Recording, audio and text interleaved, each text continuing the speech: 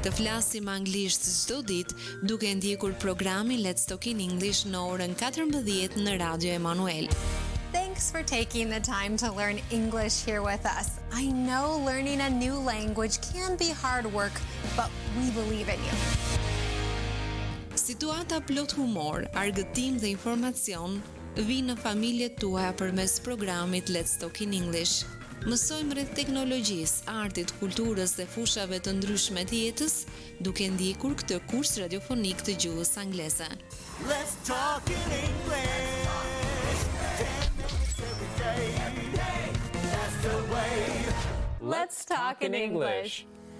Rikthehemi në studio miq me njërin pas hapësirës së parë muzikore që startonte programi në ditën e sotme dhe në këtë moment në studio është bashkuar e ftuara për ditën e sotme mësuese Lindita Lau. Përshëndetje, kënaqësi të jemi së bashku Lindita. Përshëndetje Kela, është kënaqësi për mua të rikthehem në këtë studio të flas për një festë kaq të bukur, kaq magjiplot siç është festa e abetares.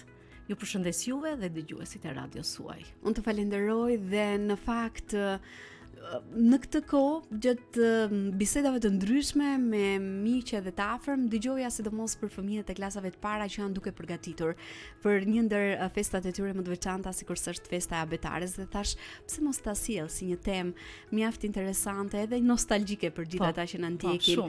Shumë. Këtë festë e cila vit pas viti patjetër festohet, fëmijët marrin me vete ato emocionet, kujtimet, të cilat do t'i shoqërojnë gjatë. Prandaj sot do të ndalemi më tepër tek festa e abetares, por le të fokusohemi si fillim tek puna juaj e përditshme. Ky mision kaq fisnik, si do ta përshkruajë ti misionin dhe kënaqësinë të qenit mësuese në ciklin fillor, edhe me punën e përditshme, me ato emocionet, sfidat, vështirësitë me fëmijët. Misioni i mësuesit të arsimit fillor është një mision i madh. Sepse në vetvete mbart edukimin e vlerave. Fëmia vjen nga një ambient familjar, ku mbase i plotësojnë dhe tekat dhe vjen përballet me personin e parë, model social, siç është mësuesi. Përballet me autoritetin e mësuesit. Përballet me dashurinë që i fal mësuesi. Pra, është një përballje që sa më mirë ta presësh fëmijën, sa më ngrohtë ta presësh fëmijën, aq më dëshirë do vi ai në shkollë. Por misioni kryesor i mësuesit të arsimit fillor është edukimi i vlerave. Për mua është parësore edukimi i vlerave, formimi i njeriut që fëmia do të jetë nesër. Sepse nëse themi që në arsimin e lartë formosohen specialistët, në arsimi fillor formosohen njerëzit. Shumë e vërtet.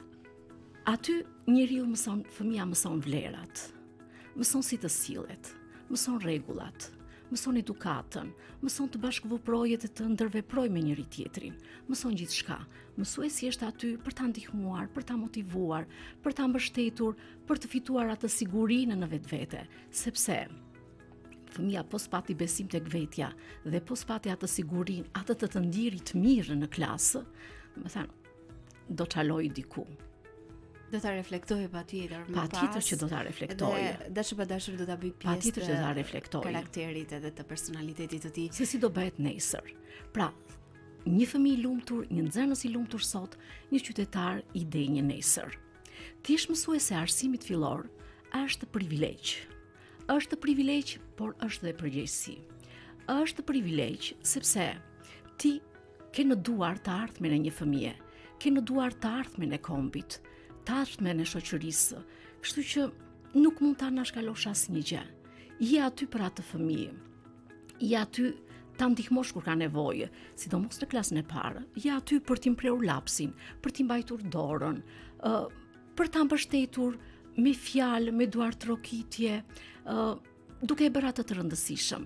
Nëse një fëmijë ndihet i rëndësishëm në klasë, nëse një fëmijë realizon ato rolet që i caktohen, që mësuesja duhet i mendojë me kujdes, sepse aty është puna e mësueses, të dallojë një nxënës, ta dallojë pse ky nxënës është i heshtur, qëndrimin e tij, sepse mësuesi në vetvete është dhe psikolog, është nën për ata fëmijë, sepse kalon një kohë goxha të vlefshme me ta.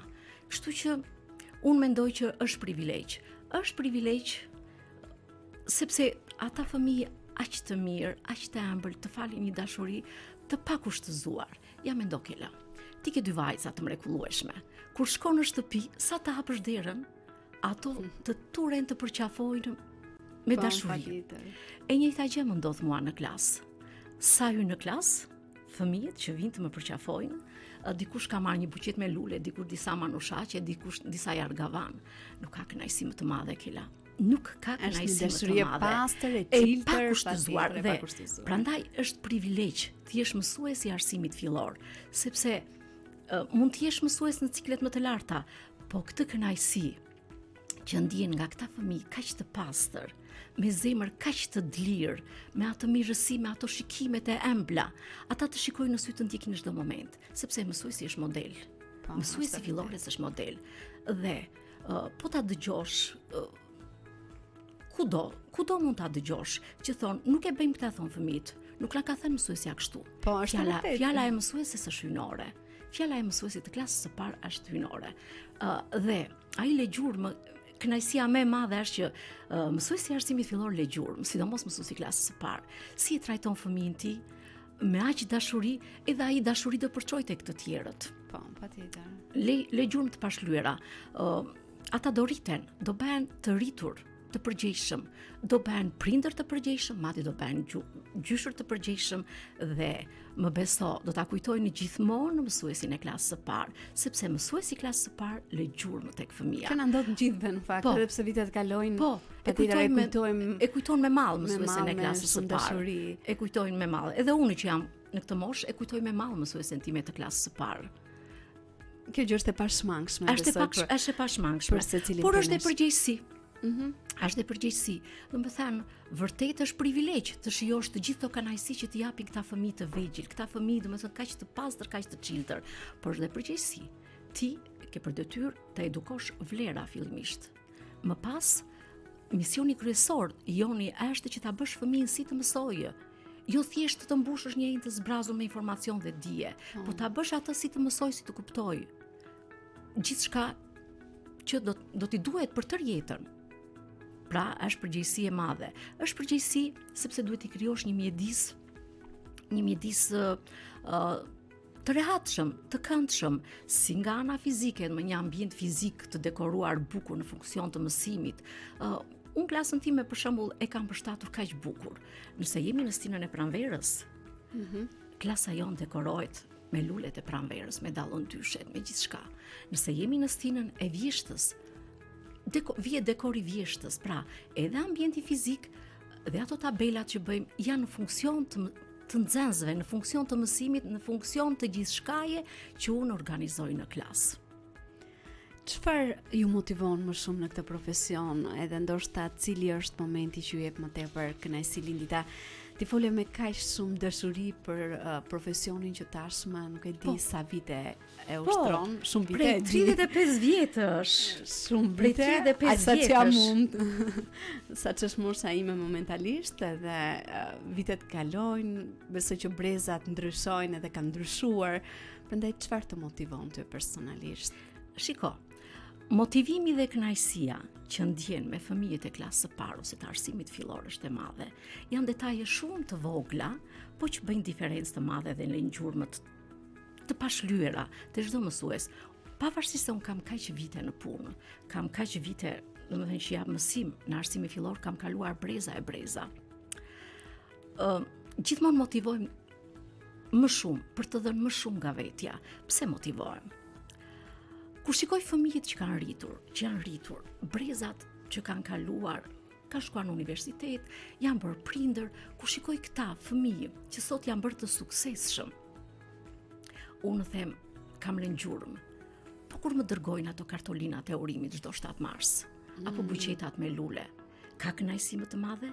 Kur më shkruajnë nëpër kartolina ato këshillat që ju kam dhënë për jetën, s'ka kënaqësi më të madhe. Dhe kjo më motivon më tepër të bëhem akoma më mirë, akoma më pasionante, akoma më empatike, sepse çdo mësues do ta verë veten në lëkurën e nxënësit, ta verë veten në rolin e nxënësit. Nuk është aty vetëm për të dhënë njohuri, është aty për ta mbështetur, për ta parë se si ndihet ky fëmijë. Motivimi vazhdon edhe nga mirënjohja e prindërve.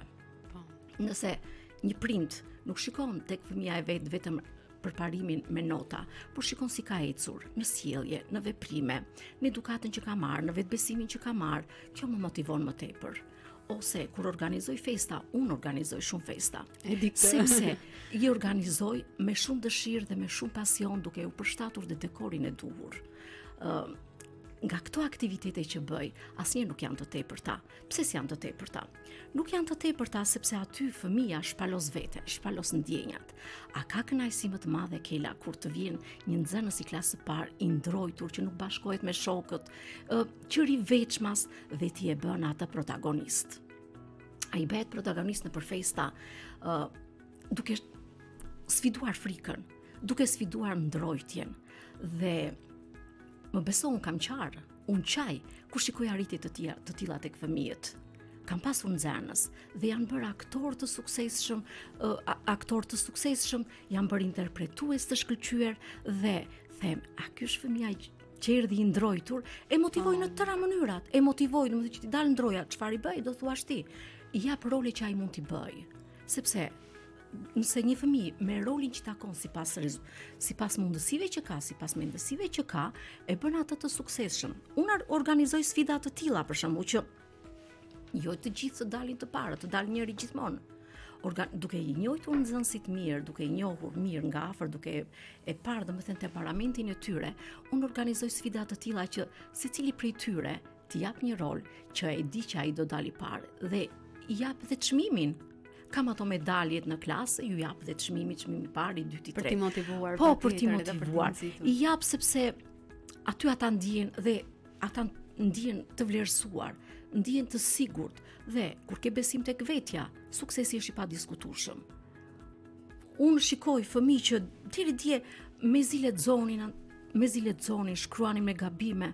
Sot jo vetëm që shkruajnë mirë, lexojnë shumë mirë, por edhe kuptojnë atë që lexojnë, apo e interpretojnë kaq bukur me ndjenjë Kelasa, nuk e ke idenë, vetëm të jesh në një orë veprimtarie në klasë, ata janë aq të përfshirë në rol sa kur i shikon thua, këta janë nxënës të klasës parë apo janë aktorë të vërtetë.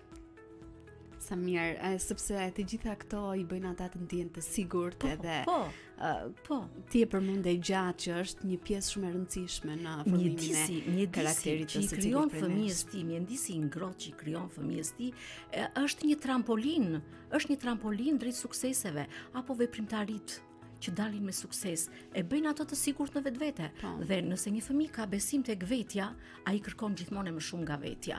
Dhe unë në ato shkrimet e mia, në korrigjimet e mia, i shkruaj gjithmonë, unë kam besim tek ty.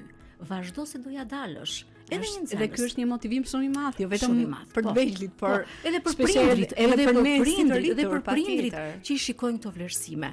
Domethënë këtë pjesë e kam shumë me merak të shikoj që fëmia të ndihet mirë, prindi të ndihet mirë, sepse thash, duhet të jesh empatike, ta vesh veten në rolin e tjetrit. Unë gjithmonë e ve veten, them si do ndihesha unë, nëse do sillesha në këtë mënyrë me këtë fëmijë, si do ndihesha unë, po t'ja bënin fëmijës tim. Gjithmonë ja bëj këtë pyetje vetes dhe para se të flas, e mendoj gjithmonë. Do të thënë, dua t'ju fal sa më shumë dashuri, se them, sa më të lumtur, po, e ve veten në pozicionin e prindit sepse unë jam nënë e dytë dhe po të shikosh të vish në klasë, ata vinë me aq dëshirë në klasë dhe mua nuk ka kënaqësi më të madhe. Dhe kjo kur vinë këta me dëshirë në klasë, ti ke pritshmëri të tjera nga vetja. Do të bësh akoma me mirë, të shpjegosh, të krijosh lojra, të vesh në punë kreativiteti, çfarë mund t'ju bëj këtyre fëmijëve? Si mund ti motivoj më tepër, si mund ta mbaj gjallë kurreshtin e tyre, sepse e dim që kurreshtja e tyre ose vëmendja e tyre nuk është shumë e madhe në klasën e parë, por duke bërë lojra interaktive, kur të gjithë përfshihen, thënë lojra interaktive, por dhe edukative në funksion të mësimit, ata mësojnë më shumë nëpërmjet lojës. Sidomos fëmijët e klasës parë edhe duke qenë se janë napat e tyre të para në shkollë, në këndvështrimin tuaj Lindita, si ka evoluar figura e mësuesit, por dhe marrëdhënia e nxënësit ndër vite, duke qenë se ke një eksperiencë të gjatë në mësimdhënie? Unë kam një eksperiencë të gjatë dhe i kam jetuar breza. Kam jetuar në disa breza. Kam provuar veten si nxënëse, fillimet e mia si mësuese dhe vazhdim. Dhe vazhdimin tani që jemi në epokën digjitale. Figura e mësuesit me evoluimin e shoqërisë dhe teknologjisë normal që ka evoluar dhe figura e mësuesit. Nga ai mësuesi dikurshëm autoritar, kur fjala e mësuesit ishte liq, ku nxënësi fliste, ku mësuesi fliste dhe nxënësi dëgjonte, ku ti kur të jepe një përgjigje, duhet të mendohesh e mirë, sepse nëse s'përgjigjesh e mirë, kishe një ndëshkim nga pas. Dikur ato bangat ishin statike në rreshta, e mban mend besoj në rreshta. Komunikimi nuk ishte ky që është sot. Mësues nxënës, ti kishe frikë ta shihje mësuesin në korridor, edhe në korridor, jo në klasë. Kurse sot gjërat kanë ndryshuar. Mësuesi është një mentor, është një udhëheqës. Edhe sa mirë që ka ndryshuar. Jo, shumë mirë që ka ndryshuar. Mësuesi është një mentor, një udhëheqës. Komunikimi është i ëmbël, është i dyanshëm. Mësuesi komunikon, në qendër është nxënësi. Në rast se dikur ishte në qendër mësuesi me ato dijet që jepte informacionin, që jepte libri, sot informacioni hyn ngado. Domethënë nuk është mësuesi më burimi i vetëm i informacionit. Mësuesi është mentor, është udhëheqës, e bën nxënësin se si të mësojë, e përgatit nxënësit për jetën, sepse ky është qëllimi, që ta përgatitim një fëmijë të jetë i aftë me vetbesim tek vetja, të jetë i aftë për të dalluar sfidat e jetës. Dhe unë në klasë, për shembull, kam parasysh ato banka tona dikur, rresht këte. Tani unë i kam tavolinat rrumbullakta, ose në formë uje. Unë ulem në një nivel me nxënësit. Domethënë i shikoj në sy, i dëgjoj. Nuk u apres mendimin. Ju jap mundësinë nxënësve sepse klasa është një ambient ku nxënësi mëson, gabon, dhe provon përsëri për të mos gabuar. Nuk mund ta ndëshkosh, sepse nëse unë e ndëshkoj fëmijën, nëse unë i krijoj një trysni fëmijës, ai do ketë frikë të flas. Dhe një klasë e heshtur apo një nxënës i heshtur duhet të na tremb. Ne aty duhet të jemi, domethënë, që nxënësit t'i japi mundësi të shpreh mendimet e veta. Pastaj duke thënë njëri diçka tjetër, tjetri thot një mendim tjetër, ai e kupton se ku ka gabuar, por nuk mund t'i thuash një fëmijë të klasës së parë, pushoti, s'është kjo përgjigja e duhur. Dëgjoje deri në fund. Dhe më pas ka mënyra për t'ia thënë dhe rithën atë që ka gabuar, sepse shokët do flasin dhe do thonë mendime të tjera. Edhe le të mos harrojmë që fëmijët sot janë mjaft të zgjuar, ata shumë mirë e kuptojnë, nëse dëgjojnë mendimet e njëri tjetrit, ata të peshojnë në kelat, të peshojnë në sy, mënyra si ju flet, fjalët, shikimi, qëndrimet, të gjitha, ata të shikojnë në sy. Unë ndjek një metodë të tillë, domethënë, jo kaq të rrept, po mendoj për ndonjë gabim që mund të bëjnë ata, përpiqem t'i privoj nga ato kënaqësitë që kanë ata. Dhe i them, sot u sollot kështu ose sot nuk keni bërë kështu. Unë do t'ju privoj për shembull nga jo gjithmonë, nga ora e fizkulturës. Ata tulaten të shikojnë nëse e kanë vërtet apo se kanë vërtet. Unë nuk jam egër në fakt. Nuk ka se si ti je. Por ata më shikojnë në sy që si e kam me të vërtet. Do të them fëmijët të shikojnë dhe për ta je një model. Unë përpiqem, më beso. Përpiqem me aq sa mundsi kam të jem modeli perfekt. Perfeksioni nuk ekziston. Sepse ka momente që njerëz jemi, ka momente që edhe, por ditë të kërkoj falje. Kërkoj falje. Nëse i kam folur dikujt pa dashje, ka bërë dikur si di ka folur, unë i kam kërkuar falje në moment. Sepse dhe neve na ndodh. Nëse ngatrojmë, unë kërkoj falje. Nëse ngatroj person. Dhe ata e kuptojnë.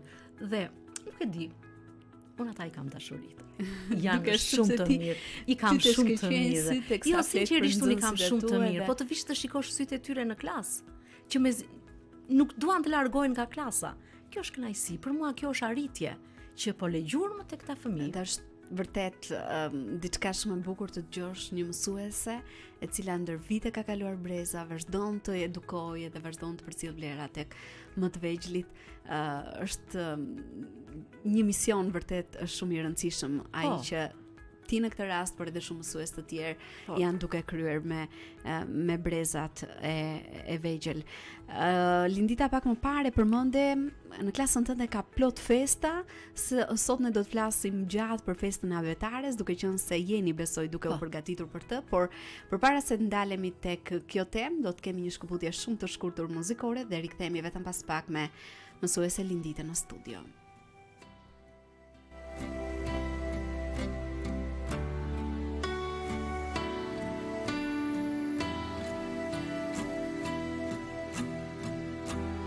Më shumë dashuri, më shumë fuqi, më shumë prej teje në jetën time. Më shumë dashuri, më shumë fuqi, më shumë prej teje në jetën time.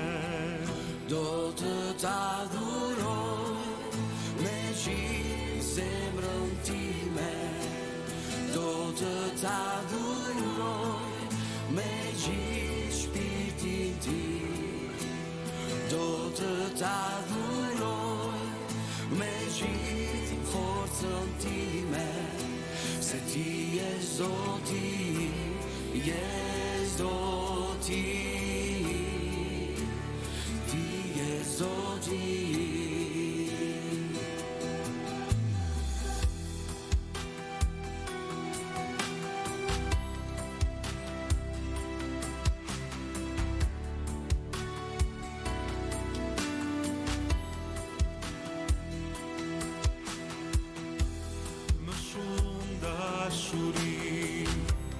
Më shumë fuqi, më shumë prej teje në jetën time. Më shumë dashuri, më shumë fuqi, më shumë prej teje në jetën time, do të t'adhuroj me gjithë zemrën time, do të t'adhuroj me gjithë shpirtin tim, do të t'adhuroj me gjithë forcën time, se ti je Zoti, je Zoti, ti je Zoti.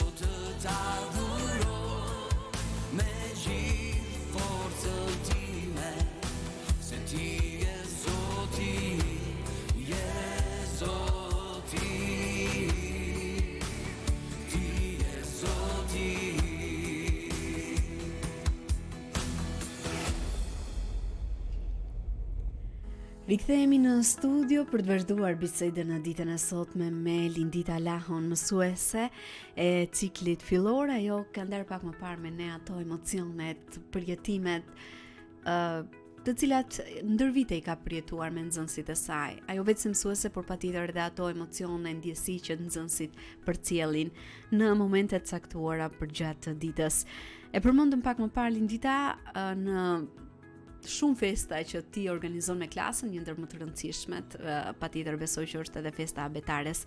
Çfarë përfaqëson kjo festë dhe çfarë emocionesh ju zgjon ajo, qoftë edhe si mësuese, edhe në atë që ju keni sjell ndër vite? Festa abetares është një ndër festat më emblematike të arsimit fillor, Festa mund të bëhen plot. Po, patjetër. Por ajo që le gjurmë tek fëmia, tek mësuesi, tek prindrit, është festa e abetares. Festa e abetares nuk është thjesht një veprimtari, një aktivitet argëtues, por është përmbushja e një misioni. Po. Ti si mësuese, unë si mësuese, kam qenë aty duke i mbështetur fëmijët. I kam parë si kanë ardhur në fillim, kam mbajtur dorën, kam qenë prezent në rritjen e tyre, në zhvillimin e tyre, në zhvillimin e aftësive të tyre, në zhvillimin e shprehive të tyre. Dhe kur vjen fundi për ta kurorëzuar me sukses këtë rrugë të gjatë, sepse është e vështirë të mësosh 36 shkronja. Ka pas në qytet mbase ka parashkollor dhe fëmijët vinë paksa më të përgatitur, por në fshat çdo gjë edhe në fshat punohet fort. Por është dhe kjo që më shumë rinë edhe me gjyshet, nuk vënë në kopësh, nuk e frekuentojnë kaq shumë.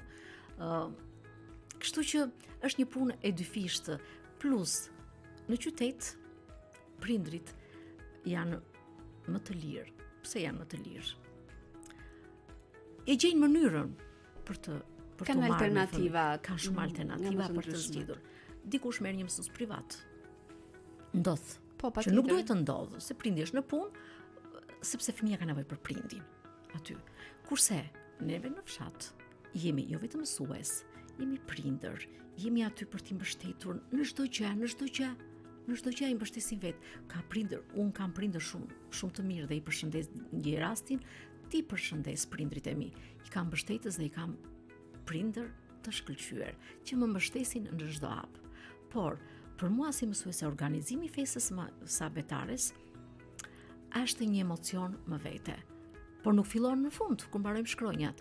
Organizimi i festës së abetares fillon që në shtator, që kur fillon shkolla, do gjesh kameramanin, do filmosh ditën e parë të shkollës, pastaj do marrësh për aktivitete të ndryshme dhe në fund është përmbushja e misionit. Krijosh një mozaik kujtimesh. Po, një mozaik kujtimesh që në kohët e sotme festa abetare lëviz midis modernes dhe tradicionales. Pse the modernes dhe tradicionales? Është tradicionale, sepse dhe dikur nxënësit shkronjat tonit recitonin vjershat me 4 vargje, me atë shkronjën që kishin të vendosur mbi kokë në kapele ose një lule në gjoks me ngjyra të dekoruara dhe të ndezura. Edhe sot, pavarësisht se mund të kenë ndryshuar disa, thelbi ai është, fëmijët do thonë vjershat për shkronjat përkatëse. Por ndryshimi është që kujtimet sot janë më të gjalla. Sepse nëse dikur festa abetares organizohej nga mësuesi me mjete të thjeshta, mbizotronte thjeshtësia, Kela, mbizotronte thjeshtësia. Fëmia ishte në qendër, ishte magjia, qershia mbitor të asaj feste, ishte vetë fëmia. Sot them që ka devijuar, sot po bëhet paksa si show. Do të thënë, sot ka lindur një konkurrencë. Nuk them se ka humbur magjia. Magjia e festës së abetares nuk humbet asnjëherë, por është detyra e mësuesit që këtë magji të mos e humbasë. Të mos i kushtojë më tepër rëndësi dekorit, veshjeve, apo showt, apo organizimit të festës, po t'i kushtojë rëndësi nxënësit. Po është në qendër nxënësi, gjithmonë festa e abetares është magji. Nëse dikur me kartona vizatohesh një 2 fëmijë, shkruaj një ABC, sot ka hyrë me zhvillimin e teknologjisë, ka hyrë gjëra të reja dhe mësuesi përpiqet që nga viti në vit, nga brezi në brez të sjellë risi. Për shembull, un kam aktivizuar të gjithë për festën e abetares, kam aktivizuar të gjithë. Plus kolegës që më ndihmon me dekorin, unë i mbështetem dekorit, jo të bler, jo të printuar. Unë i mbështetem përsëri dekorit të krijuar, ideve që kemi vetë, për të qenë sa më domethënës. Por jo se unë i kam shpëtuar. Është e pashmangshme. Nuk i kam shpëtuar asun showt. Deri diku me masë. Tani kanë hyrë videoprojektorët. Po, ka hyrë gjithçka. Madje unë mora dhe dron për të filmuar fëmijët, mora dimt, hajde filmojini nga parku, domethënë në momente të ndryshme që t'ju le atyre një kujtim të gjallë. Dhe nuk ka më bukur kur prindrit e shikojnë ose dhe fëmijët vetë pas shumë vitesh kur i rikthehen, sepse kjo është epoka e sotme digjitale që të le kujtimet akoma më të gjalla. Nuk është akoma ajo që kishte një foto nga një festë apo një fisharmonik apo një organo. Sot mund të gjesh mundësira të ndryshme për t'i shoqëruar. Por, në raste dikur kishte më magji, pse kishte më magji? Fëmijët këndonin vetë, nuk këndonin me superpozim. Kurse sot ke në sfond muzikën me këngëtarin dhe fëmijët thjesht i mbivendosen. Kjo e humbet pak magjinë në fakt. Pra kështu që mbetesh, si të thuash, Unë jam unë jam midis. Pra për të ruajtur atë balancën, për mos e tepruar, mos e tepruar, as me shohun, as me tradicionalen. Unë jam në mes. Mjafton që fëmia të jetë në qendër. Dhe kur fëmia është në qendër, s'ka më bukur.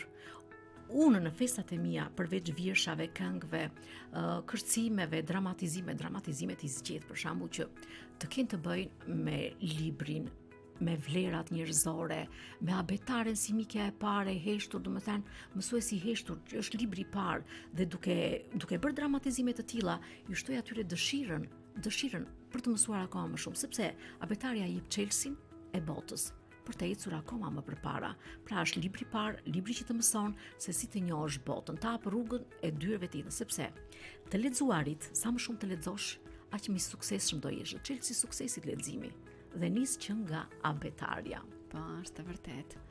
Çfarë të sfidon, ose çfarë të ka sfiduar për gjatë këtyre viteve? Përmende pak sa që për të ruajtur atë balancën midis tradicionales edhe asaj që tashmë është më moderne edhe në festën e abetares, por nuk e di gjatë gjithë procesit deri në finalizimin e festës. Shiko, unë gjëra ti programoj që në shtator. Nuk është se ja le rastësisë. Dukesh. Jo, nuk ja le rastësisë, asgjë nuk i le rastësisë. Çdo aktivitet, jo festën e abetares që është festa më emblematike, nuk ja le rastësisë. Filloj që në shtator, programoj çfarë do bëj, çfarë këngë do mësoj, çfarë dialogjesh, çfarë dramatizimesh do bëjnë fëmijët, kërcim, unë i programoj dhe kur vjen fundi, unë nuk e kam të vështirë për ta bërë. Thjesht finalizoj ato që kam ideuar më parë. Edhe kjo është më lehtë edhe për nxënësit i kam para përgatitur. Nuk është nxënësi mos ketë mësuar një këngë gjatë vitit dhe unë ta bombardoj në fund.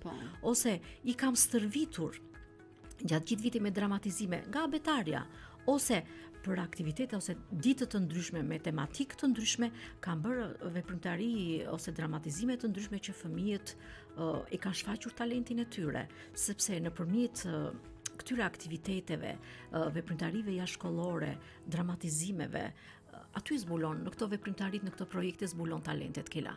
Aty zbulon, aty e shikon se cili është interpretues shumë i mirë, cili aktron shumë mirë, cili vizaton shumë mirë, cili këndon më bukur, cili kërcen, duke bërë veprimtari, ti zbulon talentet e fshehura të këtyre fëmijëve dhe mësuesi prandaj është për të zbuluar talentet e fshehura që mund të ketë, për të nxjerrë gjithë secili potencialin e vet, por është aty dhe për të vënë në pa vështirësitë që mund të ketë një fëmijë.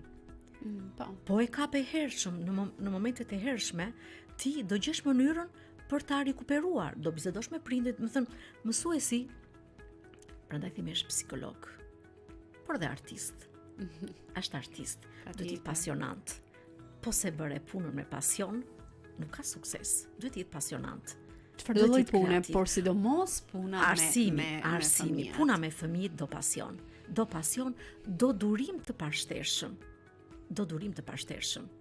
Pra ta trajtosh tjetrin ashtu si do doje ti ta trajtoni fëmijën tënd. Edhe shoh që ti i ve theksin shumë kësaj gjëje dhe besoj që e ke përcjell më së miri tek shumë.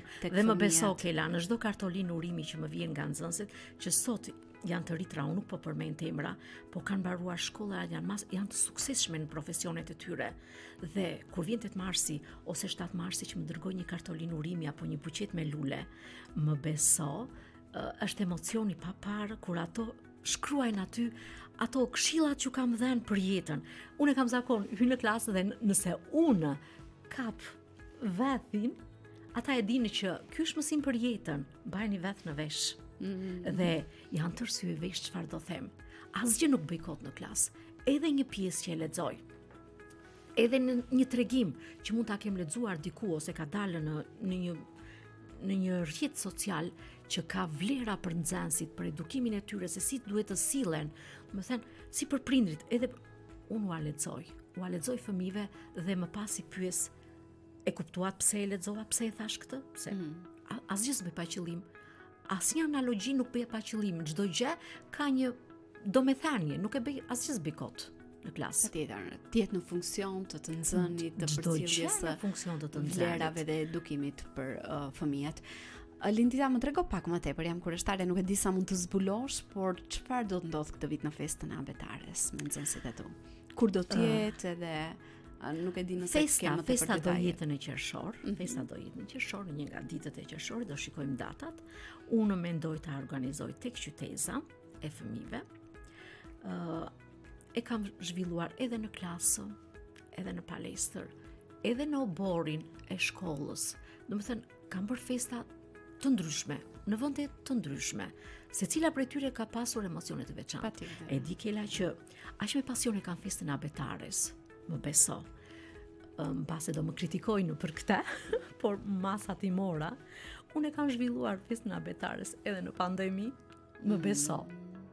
I kam mbledhur nxënësit, kur kolegët e mia nuk vinin në punë, i kam mbledhur nxënësit në shtëpit e dikujt që ishte afër shkollës. Ju kam dhënë vjeshat, ju kam bërë provat me maska Kela, edhe prindrit, edhe nxënësit, sepse e kam bërë në fund të qershorit, do të thënë i lash kohë vetes, pavarësisht se ne zvinim në punë, unë i lash kohë vetes, i lash kohë fëmijëve dhe të kalonte ajo vala e pandemisë dhe unë e organizova dhe më doli një festë vërtet minimaliste, po magjiplot, më beso. Nuk e anashkaloj unë, e kam me shpirt. Dua që fëmijët të ndjehen mirë dhe të kenë një kujtim shumë të bukur nga fëmijëria. Dhe festa e abetares është një kujtim shumë i bukur. Tani bën edhe festa për shembull kur mbaron klasën e 5 dhe unë e bëra. Dhe ishte kujtim shumë i bukur, e bëra në teatri. Ishte kujtim shumë i bukur, por fakti që kam pak nxënës nuk mund të marrësh as teatri, plus që nuk lëshohet. Po, është pak sa e vështirë. Ka kosto. Unë nuk dua të rëndoj dhe unë nuk dua të rëndoj në xhepin e fëmijëve. Apo të prindërve, më fal, në xhepin e prindërve, nuk dua të rëndoj. Por as nuk anashkaloj etikën e veshjes, kodin e veshjes. As këtë nuk anashkaloj. Do shkoj, do mirëkuptohem me shit se si do e realizoj në një farë mënyre që ata të vishen sipas një kodi veshjeje. Këto i kam me merak, dekorin, plus punën që bëj me përgatitjen e festës. Po, edhe këtë pjesën, mund ta quaj të showt, e kam me merak, jam detajiste. Edhe besoj që do të keni një bashkëpunim edhe me prindrit të cilët do të jenë Patjetër, prindrit i përshëndes. I kam fantastik. Nënat e fëmijëve që i kam shumë të mira. Por nuk mund të them vetëm për këto. Çdo brez që kam kaluar, më kanë qelluar prindër të mrekullueshëm. Është fati im. Jam prindër shumë të mirë. Ndoshta edhe mënyra se si ti ja u përcjell, po, edhe mënyra se si u përcjell. Komunikon me ta. Dhe do ta bëj në qytesa. Atje normal që do bëj dekorin e dur, e kam përgatitur dhe dekorin, jemi në punë. Ka kohë për dekorin, po idetë janë hedhur në letër se çfarë do bëj. Filmimet janë bërë. Puna me dronë është bërë dhe fëmijët janë filmuar në momente argëtimi dhe janë përpjekur që çdo këngë të jetë me aktivitete nga klasa, sipas domethënies. Sipas domethënies që ka kënga, unë jam përpjekur nga aktivitetet që kanë bërë në klasë të shkëpus sekuenca dhe t'ja bashkangjit për ta vendosur në vitet për të ketë një kuptim një rrjedhë logjike. Madje unë ju kam bërë dhe ju kam kushtuar dhe një këngë nxënësve. Po t'ja lëm surprizë. Kam kushtuar një këngë. E pse ja kam kushtuar? Më fal Kela, se po të ndërpres pse ja kam kushtuar. I kam pyetur nxënësit, çfarë dëshiron të bësh ti? Tjetri.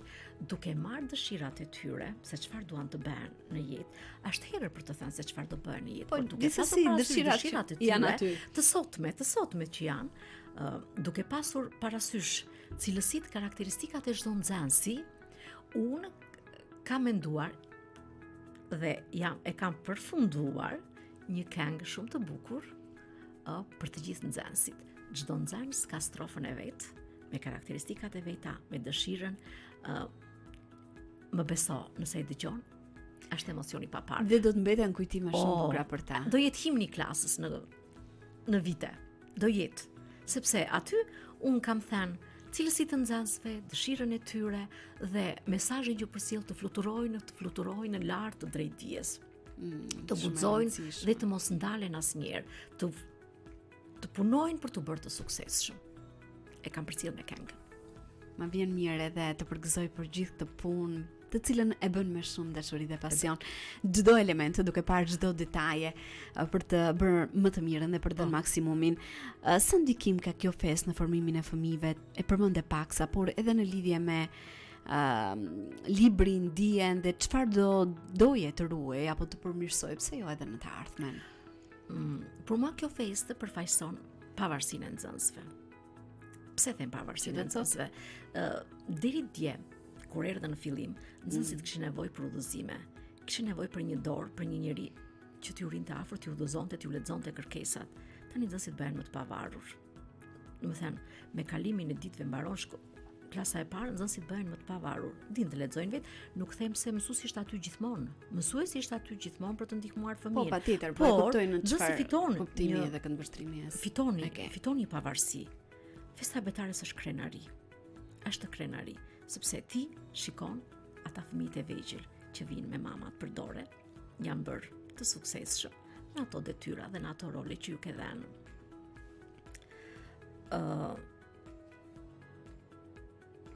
A ka ndikim në formimin e fëmijëve dhe në lidhjen e tyre me ditë? Po ka. Sepse duke bërë këtë festa betare, ata provojnë veten. Sfidojnë frikrat. Sfidojnë pasiguritë që mund të kenë dhe thonë me vete që unë vlej, sepse duke e bërë atë rolin ashtu si duhet, duke kaluar me sukses këtë sprovë, sepse është një sprovë, mendo ke la dhe ne që jemi të rritur, të dalësh para një auditori apo para një publiku, kemi emocionet tona. Edhe ata kemi pasiguritë, emocionet, frikrat. Edhe sidomos ata që janë fëmijë të klasë së parë, janë përpara një publiku, pavarësisht se janë prindrit e tyre, pavarësisht se do janë se kur vinë në festë vinë prindrit, gjysher, familjar, shoqëri vinë shumë. Dhe kur shikon këtë publik, një fëmijë i vogël, edhe ndruhet dhe ka frikë. Dhe kjo ju bën që ata kur e kalojnë me sukses të sprovë, çfarë formon në të ardhmen? Formon një personalitet, një njeri me karakter, një njeri që e sfidon frikën, ndrojtjen dhe ja del. Patjetër. Dhe çfarë do doje ti Lindita që ndoshta të ruaj tek mendimet e kujtimet e tyre? Nga festa e betares. Pse jo, nga festa e betares, meqense ne jemi duke folur për ta. Gjithçka.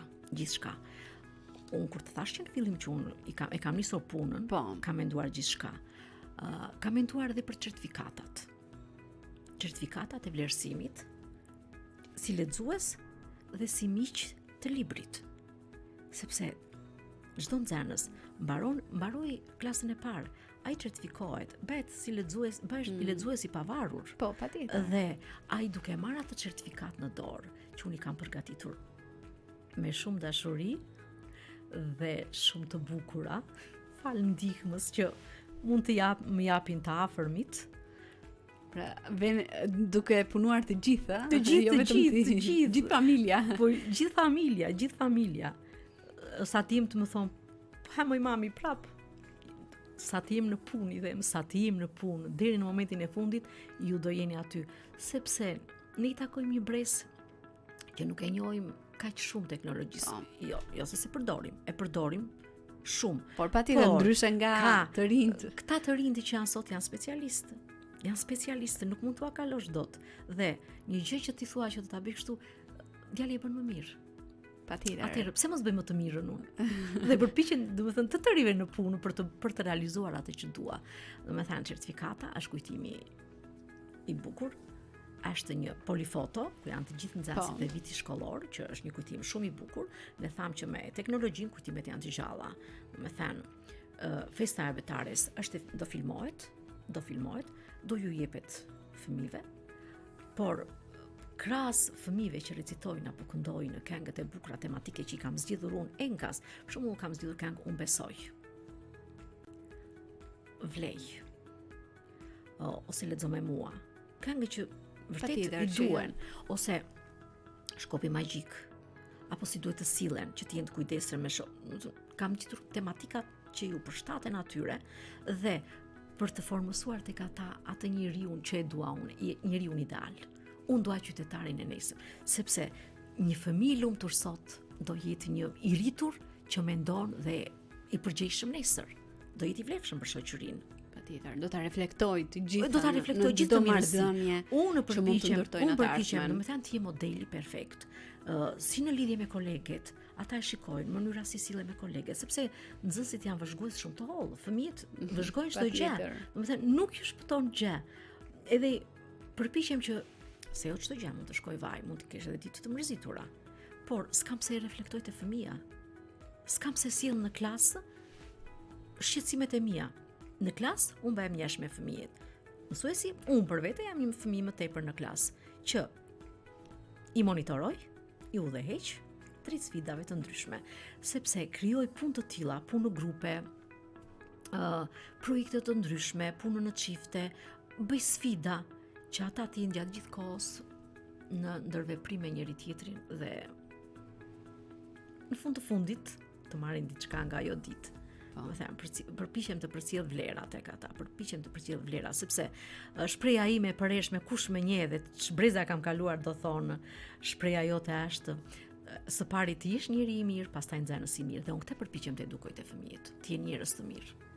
Sepse nxënës i mirë, pastaj me punë, me përkushtim, Besoj që ai që është njeri i mirë ka ego, po, do ja del. Puna është shumë e rëndësishme dhe nëse ata janë këmbgulës për të punuar fort, patjetër mund të dalin në aspektin e të nxënit dhe mësimeve. Do të kemi një shkëputje shumë të shkurtër muzikore për të rikthyer vetëm pas pak edhe për të ndalur tek diçka e fundit, një mesazh për gjithë ata që janë duke na ndjekur.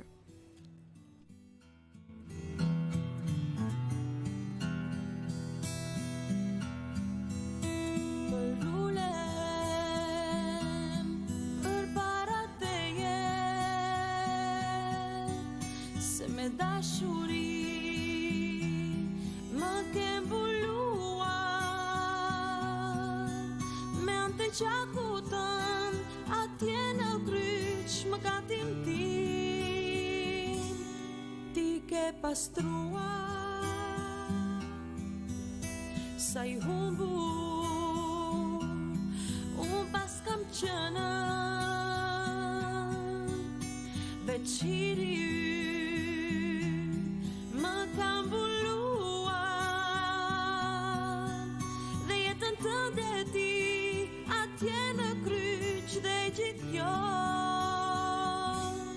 vetëm për mua o sot sa fort ti mua më do o sot sa fort ti mua më do o sot sa fort ti mua më do o sot sa fort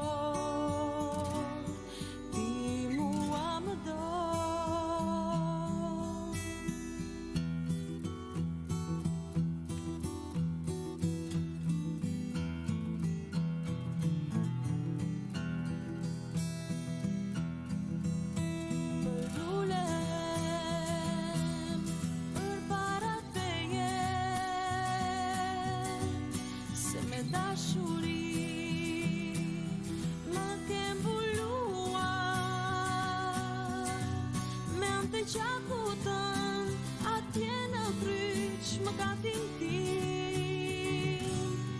ti ke pastruar sa i humbur unë pas kam qënë veçiri më kam mbuluar dhe jetën tënde ti atje në kryq dhe gjithë jo vetëm për mua o zot sa fort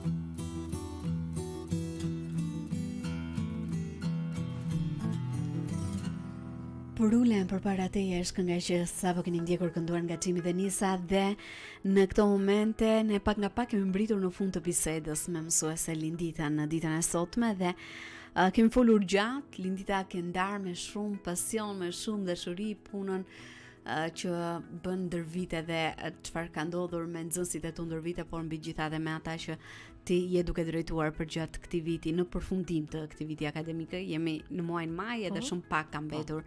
Prandaj në mbyllje cili është mesazhi që ke për nxënësit e vegjël që sot hedhin hapat e parë drejt dijes, për ata që ti quan dhe fëmijët e tu? Po, i quaj fëmijët e mi sepse atë dashuri ju falet, atë dashuri më falin. Prandaj i quaj fëmijët e mi. Atëherë, nxënësve të mi, fëmijëve të mi dhe gjithë fëmijëve, kudo që të jenë, unë ju uroj të së pari shëndet. Shëndet. Dhe ju them, andëroni, guxoni dhe mos e ndalni vrapin për të mësuar, për të fluturuar drejt dijes. Ju them dhe këtë tjetrën, mos harroni. Notat nuk janë ato. Nuk janë notat të cilat bota do shohë tek ju. Pra, bota nuk do shoh notat e tua, e fëmijëve, por do shikoj njeriu që është. Do shoh tek ta mirësinë që ka brenda vetes, sepse ti je njeri i mirë, është një notë që nuk del asnjëherë nga moda. Prandaj ju them, guxoni, sepse bota ju takon guximtarëve. Guxoni, sfidoni, provoni veten, keni besim tek vetja dhe bëuni të suksesshëm. Por mbi të gjitha, njerëz të mirë. Ti jeni të mirë për vete, për ata që ju rrethojnë dhe për ata që do kenë fatin t'ju kenë pranë. Lindita, të falenderoj vërtet shumë dhe ky besoj është një mesazh shumë i rëndësishëm jo vetëm për ata fëmijë të vegjël, për të gjithë, edhe për ne të rriturit që ndoshta ndonjëherë kapemi mbas angazhimeve, mbas atyre qëllimeve që kemi, ndoshta jo të dukura ndonjëherë në jetë edhe harrojmë të jemi njerëz, megjithatë harrojmë. Ti je njeri nuk del asnjëherë nga moda, ti je njeri i mirë. Reflektojmë dashurinë, mirësinë, empatinë tek njerëzit tanë më të afërt, por edhe me ata me të cilët ndërveprojmë në përditshmëri. Të falenderoj vërtet shumë për gjithçka që ndave në ditën e sotme. Kënaqësi të ishim së bashku, uroj shumë suksese në këtë rrugtim i cili do të vazhdoj të bëhet me shumë dashuri dhe me shumë pasion nga ju. Faleminderit, ishte kënaqësi që isha në studion tuaj dhe ndava mendimet e mia për këtë festë kaq të bukur që unë më pëlqen ta quaj emblematike të shkollës fillore. Unë të falenderoj, të uroj një ditë mbarë në vazhdim, ne përfundojmë bisedën në ditën e sotme me mësuese Lindita Laho. Do të shkëputemi për të ndjekur një tjetër hapësirë muzikore, rikthehemi së bashku miq për të vazhduar me minutazhin e mbetur programit Muzik Plus. Vazhdoni që ndroni në valët e Radio Emanuel.